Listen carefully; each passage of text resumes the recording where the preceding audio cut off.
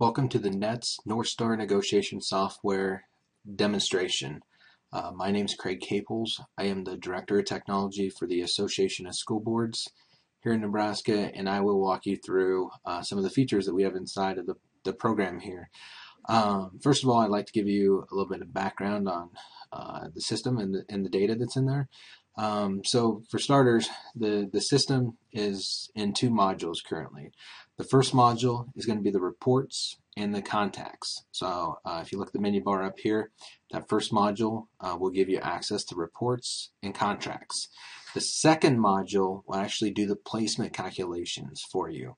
So that first module gives you access to all those reports, pretty much every bit of data in the contract settlement form that's been entered in there, you'll be able to access and run reports off of. And then the module 2 will actually do the placement calculations for you. Now, I mentioned the contract settlement form. The contract settlement form is a shared form between the Nebraska Association of School Boards and NSEA. So we both collect our data through that form, and then this system uses the data that the school districts enter through that form, and that's how we do all the placement calculations. We have collected data going back 30 years for each of the school districts so that we can accurately place staff at the school districts inside of the system. So we do have a lot of data this inside of here. We've checked it. We do have staff that goes through the data, compares it with what's in the negotiated agreements and things like that to ensure accuracy of the data that we have inside of the system. Now, again, the reports are the privacy reports, a lot of different reports that we've added. If I go and open this up, it'll want me to log in. Then on the reports, I'll click the drop down here. You'll see there's quite a few reports that we currently have in here. We can also add these reports fairly quickly if there's something that you do want added that's missing from here. But I'll just click on a few of these so you can kind of see how it works. Let's do health insurance percent paid by district. So if I go ahead and click on that, then click View Report for the 14-15 year, it's going to show all the school districts that I've added to my array and what those school districts each pay, their percentage they pay for the health benefits. Then I'm going to see the mean, median, midpoint, and mode, so the calculations happen right here as well so that I can see how that compares to my district. And then my district's going to be listed down at the bottom, what we currently do. This is a fictional district that we created inside the system for demonstration purposes, but you can see we put 95%, and then you can see up above, the midpoint, things like that. But I can quickly jump to other reports that are in the system. So if I want to take a look at, maybe I want to see how many sick days are offered at each of these school districts that are in my array. I can see that. I can see how many are offered, the days, the max, whether it's a contract policy, requires approval. I can also see what my district does down towards the bottom. Again, a lot of different reports up here. Maybe I just want to view contract days. I can see the contract days, maybe different job titles at our district. I can change job title. Something I do want to point out, though, is the NSEA field comparison. So this is a great tool. If I view this report, what this is going to do, and again, it's a fictional district that we just created and put into the system for demonstrations, but what this would normally show for your district is it would show the data right next to each other. So you'd have NSEA's data and the data that you entered in the contract settlement form, and it would compare it, and anything that doesn't match up would be in red. Everything that does match up would be in green, so you can quickly see if there was a mistake entered, maybe there was a typo or something just wasn't entered correctly on one side. That can be reported to us, and then we will get that fixed. Maybe NSEA has the wrong piece of data that was entered, or on our side there's the wrong data. But we go through those and we clean all that up for you inside of the system. But the great part of this is that now when you go to negotiate, both sides of the table are coming to the table with the same information, the same data. Now, NSEA, again, can use that contract settlement form to collect their data, so their reps go into there and they enter everything, and that gets saved in the system, and then you can view that data. However, the the NSEA cannot use the North Star negotiations program to calculate their data. That's a benefit to the members of the association, or the school board association. So they're not able to use this system, but you are collecting the data through the same form so that we can use it for comparisons. And like I said, if NSEA would have filled this out as well as us putting in the data, we would see that information displayed here, the differences. I can also just look at the summary. If I click on the summary, that's going to show me what I entered into the contract settlement form, so I can see every field of the contract settlement form to check it for accuracy. So again, a lot of information being entered into that contract settlement form. So I don't know if you noticed, but when I was going through these, let's just do limit horizontal movement. As I go through these reports, I already have a defined array that I've created, and that's being loaded here for these. But let's say I've created some other arrays. If there's an array that you use every year, you can use that array, and then maybe the one that NSEA's proposing that you use, and then maybe there's just an array that you're playing around with. You can create as many arrays in this system as you want, and then as you go through here, you can choose different arrays to use, and it'll load the reports based off that. So I'm going to go up to the top right here where it says load array school groups. So I have some groups I've already created. I'm just going to flip over to the default 20, which I imagine is going to be the 20 districts closest to me within that 50% and 200% range defined by the CIR. So I'll click on that. Now you can see that there's quite a few more districts being listed out. So this is a completely different array, but again, down at the bottom, I'm going to see those calculations, and I'm going to compare it against what my district's currently doing. So now if I flip back through to, maybe I want to go back up to those percentages. Maybe this will kind of change what that midpoint is. So I'll click percents paid by the district, click view report. Again, more school districts are showing up, but it still looks like all of them are 100% in this one. So I'm paying 95%, and then we have the percentages there. Maybe I want to click back to the 8. Maybe that's going to help me out. Nope, still the same, 100%.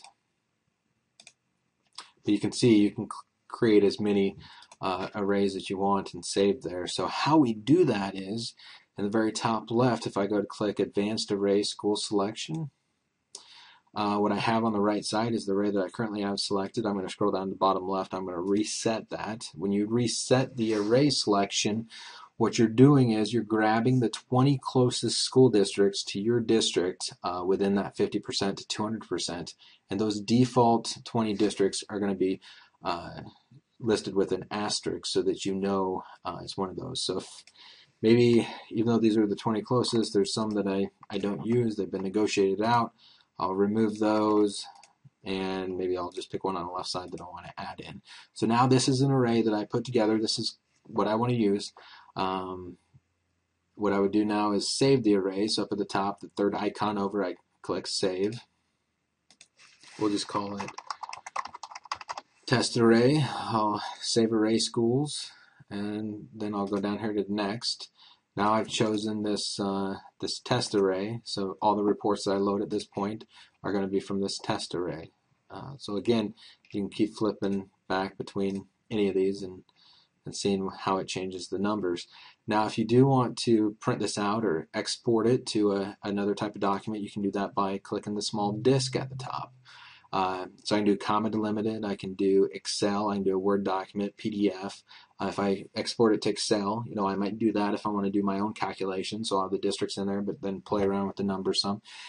Things like that. A lot of different abilities that you can take advantage of right here from this screen. I'm going to go back up here to the top. Something else I wanted to mention is if you do have, let's say you've selected 100 districts or a larger number down here, you can do a search up here at the top by clicking in that box and doing a search. Something else I do want to point out, and you'll see this at the bottom of every screen that we go through, but at the very bottom there's Have a Question, Ask Nets, and you can click on Ask Nets, and what that does is that brings up a box that you can type in a question or a suggestion and send it. The nice thing about sending it through the system is that it goes to all of us that work on this project. So not just myself, but everyone that's part of this project. And the first person available to answer the question can go ahead and send you a response.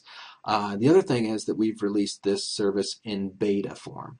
What that means is in this first year, as we're signing on school districts, and they're taking advantage of everything that the system offers, we're encouraging anyone that signed up to please go ahead and send us suggestions, changes, things you want added, things like that, so that we can make this program what it needs to be for you, for what you're needing. And we want to add as much to it as we can to do everything that you need.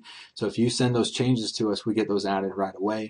We roll out a new version of the program. So in this first year, year and a half, we're probably going to see the program, many versions of it being released as we add in different features and roll them out. So that's why it's being released in a beta form, because we are going to be making as many changes to it as we can to make it a lot better. Then on the far right over there down at the bottom, we have the user manual. If you click on the user manual, that'll open up a PDF, complete walkthrough of the entire system. So you can go through that and take a look at all the features. If you have any questions, it's probably going to have some answers in there for you. Something else down at the bottom, you can see the contract settlement form. Anywhere you see the contract settlement form, you can go ahead and click on that, and that'll take you to the contract settlement form. So if there's some data that needs to be entered, or maybe something fixed inside of there, that is the form that we collect all the data each year on the negotiated agreement. So anything that this program uses will be entered through that system, other than the actual teacher data, which we'll go through here in a bit. So again, reports are part of Module 1. Also up here at the top, we have the contracts. So if I go and click on the contracts, this is also part of Module 1. But what this gives you access to is all the negotiated agreements from all the school districts around the state. So I just chose 2014-2015 year, and I can see all the school districts from around the state. I can click on any of their negotiated agreements, open it up, and I can see what they have inside of those agreements. I can, maybe there's some data in the system that doesn't look quite right. I can come here and look at the agreement, make sure that it matches up. But again, we have staff here that's always going through this information, and anything that doesn't look accurate, we fix and clean up for you so that you know that you're using the most accurate data possible in your calculations. So again, reports, contracts, both part of the Module 1. Now this next piece we're going to look at, this is going to be Module 2. Before you can use the negotiate module, you have to have your teacher data into the system, and that's going to fall under the staff information section. So I'm going to go and click on staff information. You can see we've already populated some staff into this district that we made up inside of the system. I think I have 100 staff members in here, so I can see the information that I put into here. Now, getting your staff information in, that's probably one of the most time-consuming pieces of using the system. But once you have it in that first year, then it's really easy to update from year to year. It's just getting all the information in that first year. And the school districts that have already started using the system, I think we found that it's actually not as bad as you would think to get all the educational history information and things like that into the system. But we give you a couple of ways to do that. First, you can click Add New Staff Member up at the top left. So when I click that, I can enter the staff information. So I have first name, last name. Does the staff have a spouse? Does the spouse work for the school district? So if there is a spouse, then does that spouse work for the school district? And then also we ask the dependents that the staff member has. Now, why we ask these questions? Again, we want the system to be the most accurate system out there. We want to make sure that it's accurately placing everybody where they need to be, and coming up with the exact calculation. So with that, we try to take into account pretty much anything that school districts are doing around the state that they could be possibly giving those teachers money for compensation. So some of the school districts will actually give a cash amount into the cafeteria plan per dependent. So that's why we ask that question. Married couple benefits, things like that. That's why we ask the question right above there. So we do ask quite a bit so that we can accurately place everyone. Now, on each section or different fields, you're going to have this small blue circle with a question mark in it. If you move your mouse over there, it gives more information about each of those fields. So Again, one of the goals of this system when we were developing it was to make the system as easy as possible to understand. So a lot of different places we're given information on the different fields. So again, if you move your mouse over one of those, it's going to give you information on that field. Now down below this, we have the full-time equivalency, and then we also have the plan, the health plan that your staff members taking at your district. So the first option is either cash or opt out. We put it in there as the same selection, but if your district, if they're taking cash, you'd choose that. If they're opting out of the plan, you'd also choose it. Then we have employee, employee spouse, employee child, employee spouse child. So make sure you choose the plan that they're taking at your district. And then top right, we have the hiring year and the previous years of experience. So the year that you would have hired the staff member and the previous experience, that's the years they had before starting there, not the years that were allowed. So let's say the employee has 8 years of experience, you allow 3 years of experience. You're going to put in the full 8 and not the 3 years. The reason for that is when this teachers placed at another district, that district might allow all years of experience or might only allow 2 years of experience, things like that, but we need to know what that full amount is so that we can accurately place the staff. And then we have the educational history information down here. Now what I'm going to do to show you this a little bit better, I'm going to actually jump into an employee that's already been filled out. It'll be the same field, so I'm going to click on Tyrone Alvarez here. You can see name. This employee has a spouse does not work for the school district, and they have two dependents. Now, what I recommend on the dependents is, really follow whatever, the health insurance that you're offering says. So if a dependent is anyone that's 18 years old, then make sure you only put in dependents that are 18. If it's 26 years old, then you can go ahead and put them in there as well, things like that. Full-time equivalency, the health plan that Tyrone's currently taking, and then the hiring year, years of experience, and here's the educational history information. So you can see in 2005, 2006, Tyrone had a bachelor's, 2007, 2008, 9 additional credit hours. We have 15 additional, 28, and then we went to a master's up there at 2012 and 13.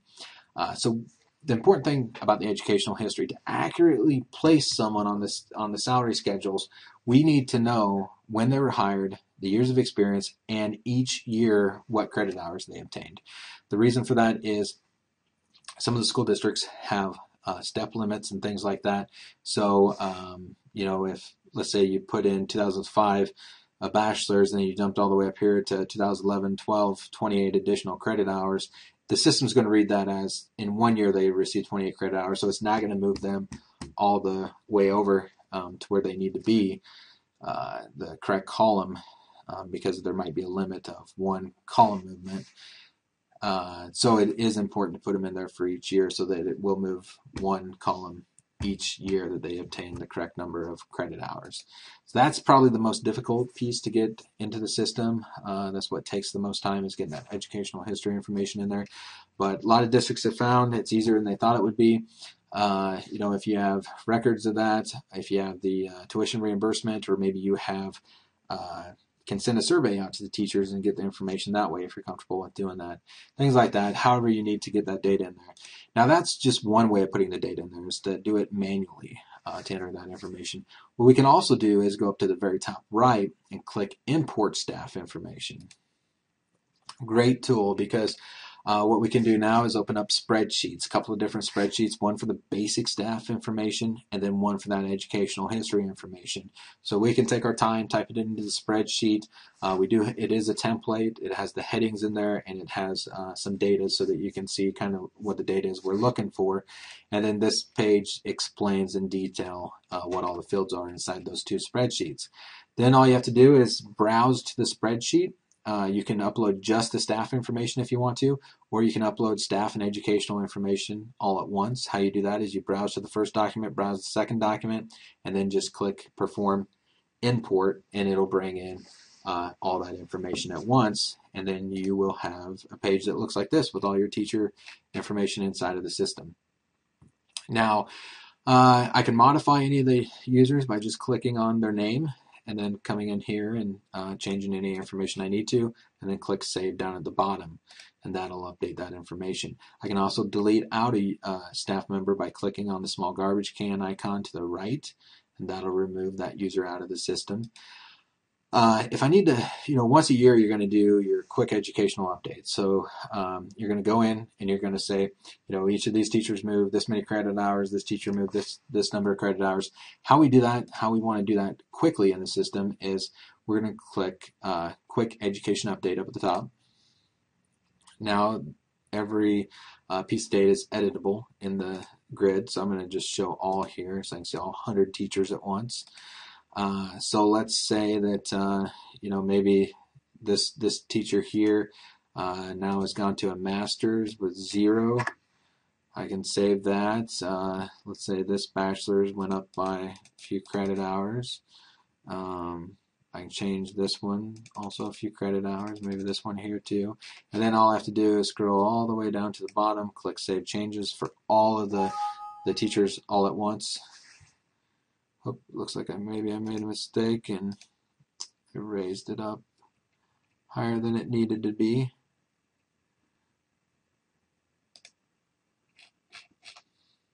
That's how we update the teacher information inside of the system. Very easy to do. The educational information. We can also do a search. So if I'm looking for someone in my list, I can do a search there and it's going to bring up the information. But you do have to have your teacher data in there before you can do the negotiate part, the actual placement calculations. I'm going to jump into that right now. So I'll click negotiate up at the top here. I'm going to say I'm going to use the 2014-15 contract settlement form data to negotiate for the 2015-16 year.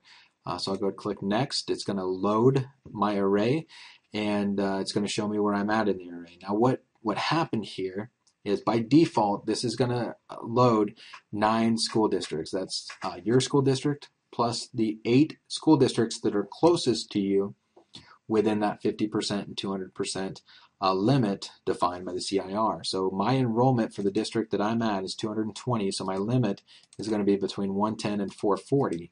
So it grabbed 8 school districts closest to me. Those were within 32 miles as the proximity. But let's say I want to do 12 school districts. I could go change it to 12, click the button. Now there's 12 districts in there. Maybe I want to do, change it by miles. Maybe I'll go 31 miles. There's 31 miles. It only puts 6 districts in there.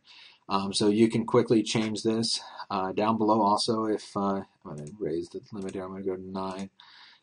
Down below, if there's one district that shows up, maybe you negotiated it out with the teachers, you can go put a check in the box. It removes it, it crosses it out, puts it in red. Now, it'll always show that that school district is within the proximity, but it'll never be inside of the calculations. It gave you a little error message down here that the CIR will not allow this excluded district unless agreed upon by both sides. Is the only way that you can remove those. I'm going to go ahead and add it back in so I don't see those messages. But also down at the bottom, another way to build your array, some people like to see it visually. So what we've added in is a map. You can click View as a Map. So this is nice. I can see all the school districts around me. I can see the ones that are included in my array and the ones that aren't. So for example, you notice that Meade Public Schools in the top right here is it's almost included. It's just right outside of the proximity that I've selected. So what I can do is I can let's just drag this to the right 1 mile. Still not in there. 1 more mile.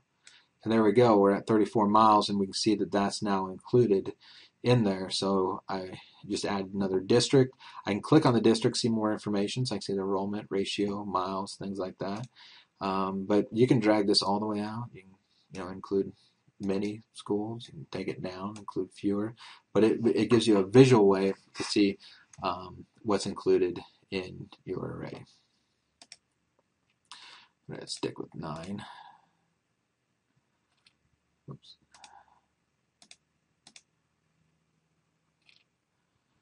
And I'm going to go back to the array school select.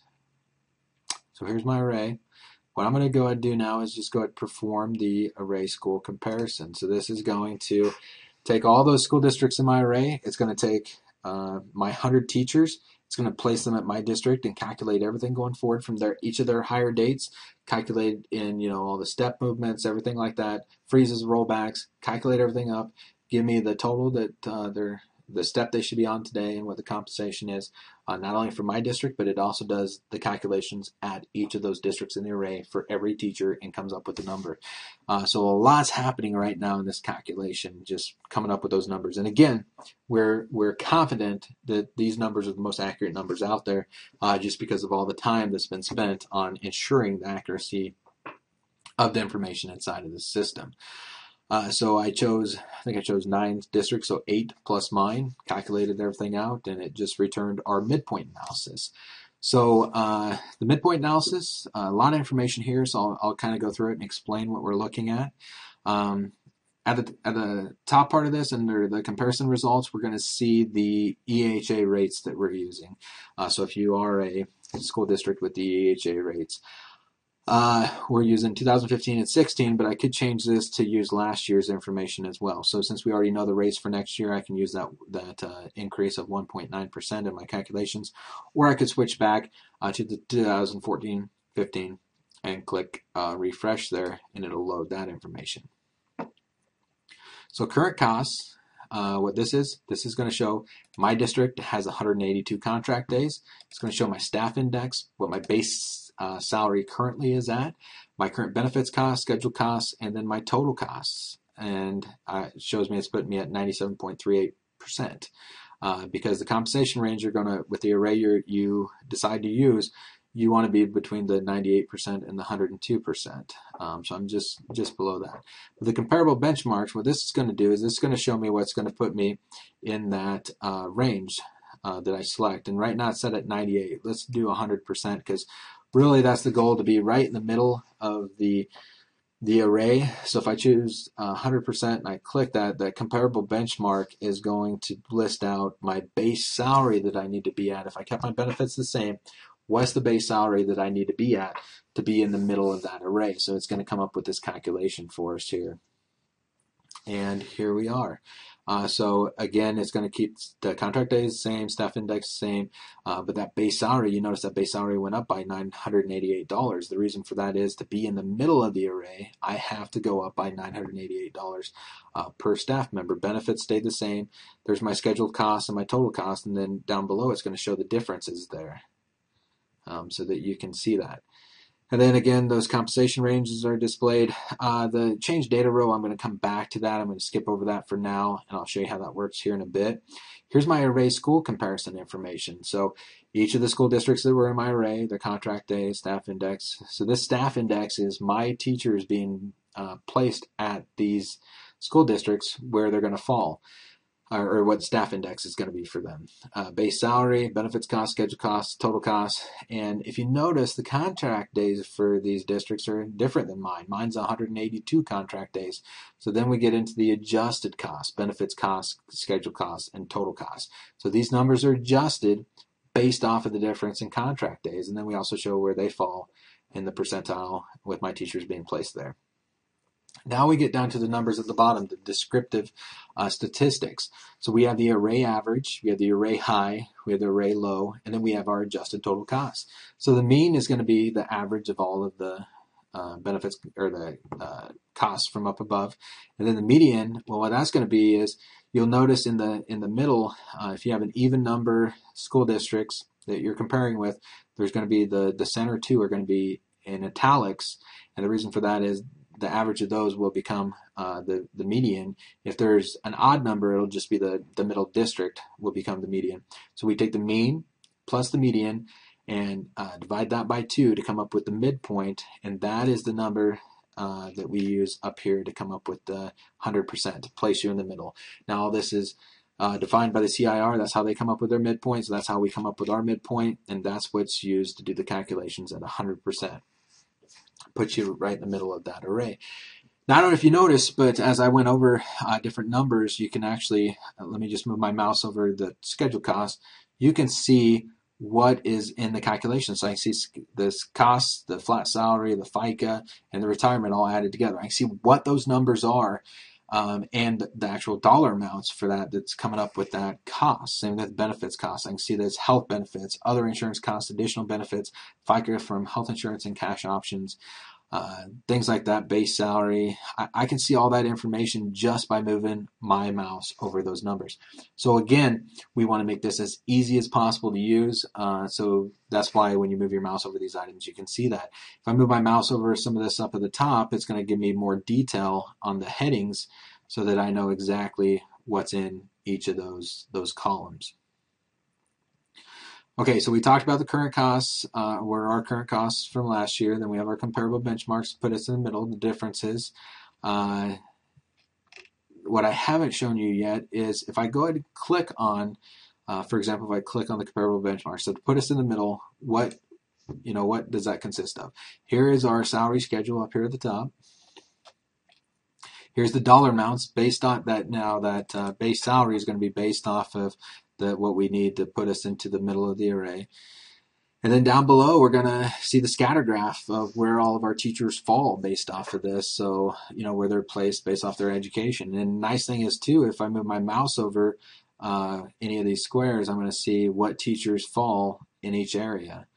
But real nice look at everything that you have in the system. Then we have our health benefits costs down at the bottom, shows what that information is.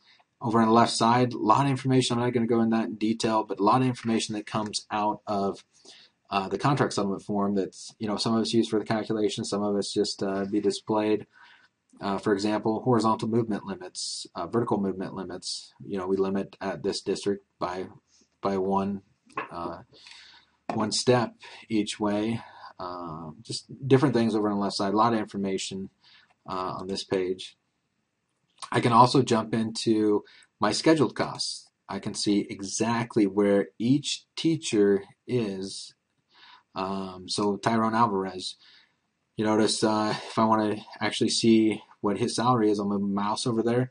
It shows base salary, staff index, flat salary amount. If there's a flat salary amount added in, I can see the FICA for this one employee, how that's being calculated, retirement, what health benefits this person's taken, things like that.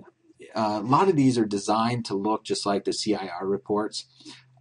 So when I first looked at the CIR reports, I thought some of the information on there was confusing. So again, we added in explanation of each field. So like the DIS, the adjusted, and things like that. If you move your mouse over those, it's going to tell you what each of those columns actually are for.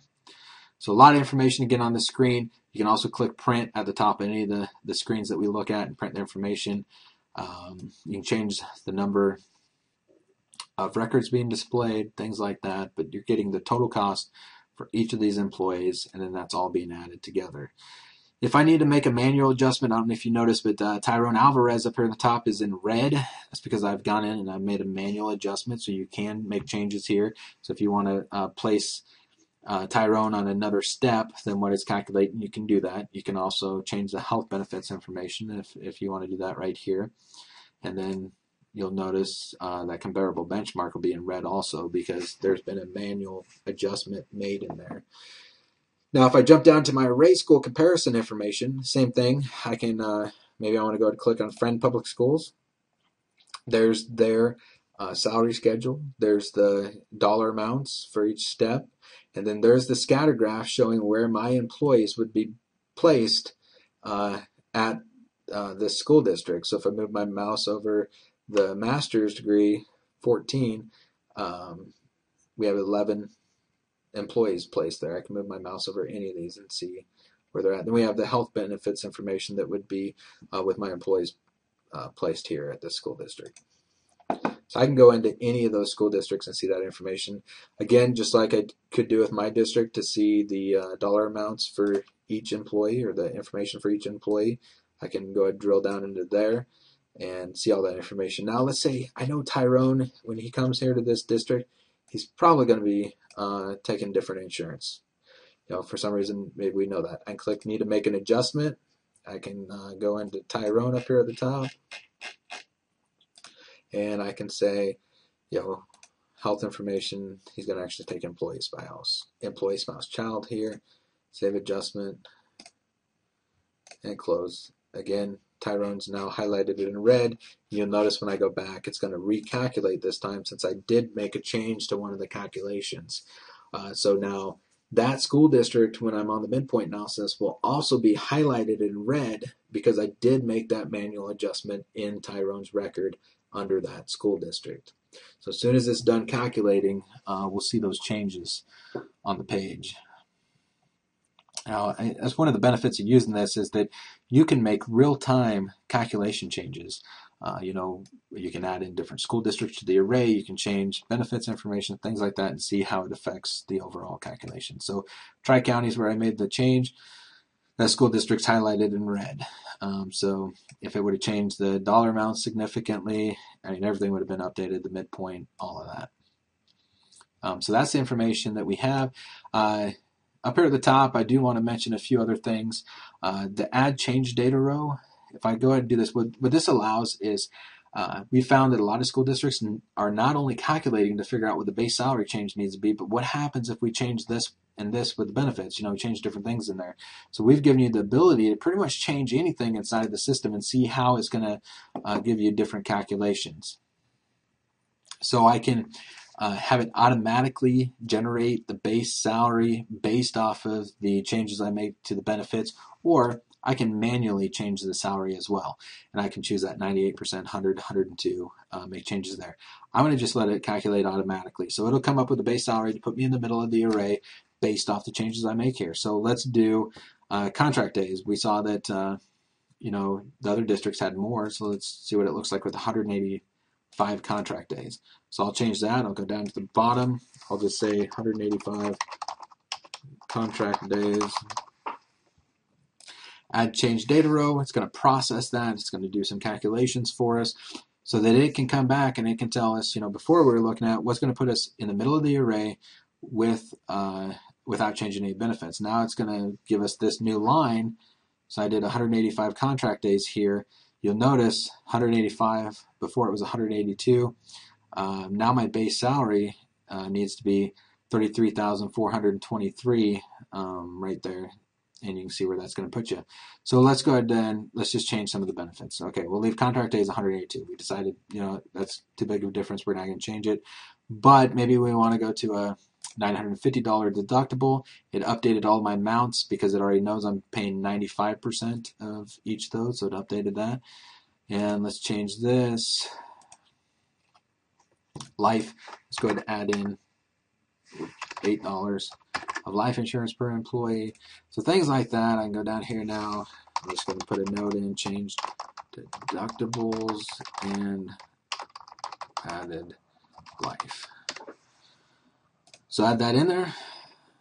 It's going to, again, process that. It's going to do the calculations based off that, and I can see how that compares with the numbers up above, again, with changing these benefits. And also, I could add in the base salary. I could tell what I want for a base salary, and then it'll just change, you know, put us at a different percentage, but it'll change the benefits and the base salary then. Okay, so this one's right here, and I can see now my benefits cost is, you know, $925,931 instead of $966,626. And if I move my mouse over there, I can see that the other insurance has been added in, you know, so the life insurance is in there, things like that. So a lot of flexibility. Now, doing projections, we can do projections off our current costs, we can do projections off the current benchmark, or we can do projections based off of any of these we created. So for example, let's say I did change the deductibles, and I want to see what the projections look like for that. So I'll go ahead and click on the link here to give me the projections. This, again, it's doing calculations, so it'll take a little bit to process.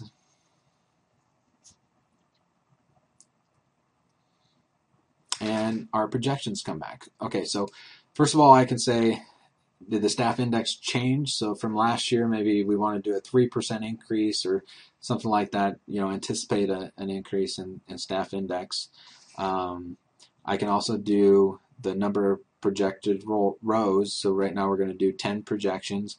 Base salary increments, each one's $100. So you'll notice right now we're going off of 33,142, 33,200, $342, $342. So these are all going up by $100 increments here, and that's going to show us what the overall cost change is going to be for this in our budget. So, if I did increase the base salary all the way up to $34,042, again $100 increments, that's going to be a 4.57% increase. So this is just kind of showing you the projections. Now, staff, maybe we're expecting, higher increase in staff index. We could change it there. I'm just going to go by a percentage. I'm going to say 3% increase. So a large increase in staff index. So maybe everybody, had a lot of education in. And I'm going to just say, let's give us 5 rows, and we're only going to go up by $50 increments. And give me that calculation. Well, this now will come back with the projections for me based off of what I put in there. So it's going to be quite a bit more because the staff index, went up by quite a bit there. And there's our differences in the $100 or the $50 between each one. Not much of a difference, but you can see that. So that was off of a change data row here. I could also do, the comparable benchmarks based off the comparable, or the projections based off the comparable benchmark here, which again is going to put us right in the middle of the array. So I could go ahead and take a look at the projections here. So a lot of data that you can see a lot of different ways, a lot of reports. In the very beginning of this, we looked at all those different reports in there, and like I mentioned before, we can add whatever reports need to be added. Then you can take a look at the midpoint analysis. You can come up with all this information. You can click to print the screen, one click there to print it, and then you can come up with your projections. But again, on the midpoint analysis, not only are we looking at changing the base salary, but you can also make changes to any of the benefits and see how that changes your overall costs, and then do projections based off of that as well. Now what I'm going to do is go back to this where we selected the array. Like I mentioned, we have quite a few different arrays inside of here, these different ones that we created. I'm not going to click it and wait on the calculation to happen because it takes a little bit of time, but you can also do this perform array school comparison with all groups. What that does is that lists the numbers out from smallest to largest for all of the arrays. So each array will be listed out and show you the numbers, the school districts included, what the base salary would be, total cost, and things like that, and list them so that you can then drill down in each one, but it'll give you an idea of which array works out best for your school district. All on one screen, you'll be able to see that. But that's pretty much the system. We do have some settings up here that you can change. You can give different users permissions to be able to use this and things like that at your district. But that's pretty much the system. If you do have any questions at all, you can send us an email. Again, the link down at the bottom, Ask NETS. That'll send it to all of us that work on the project. You can also send me an email directly, or give us a call. We'd be happy to answer any questions. And then any suggestions you have also would be really helpful so that we can get them put into the system. But that's all I have. Thanks.